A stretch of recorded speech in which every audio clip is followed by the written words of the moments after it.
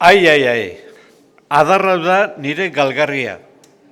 Bestela nire oinetan erraz gordeko nuke burua.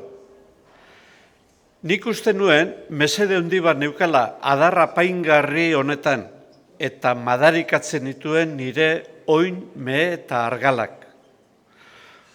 Orain ezagutzen dut nire kaltean, oina ditudala nire gordegarriak eta adarra nire galgarria.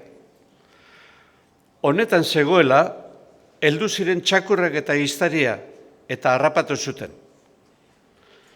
Ipuin honek irakasten du, ez dutela gizonek aldi askotan ezagutzen zer den ona eta zer txarra berentzat. Ontza dauzkatenak izan ohi direla kaltegarrienak. Edertasun eta apaingarriak eduki ohi dira ontzat, eta askorentzat, basaruntzarentzat bezala, izan ohi dira kaltegarriak. Aberatzak uste dut dela zorionekoa, diru askoren jabe delako, baina lapurrek bilatu dituzte sarri beren etxeetan, heriotza emanaz eta nekazariaren etxean ez dute oinik ipiniko.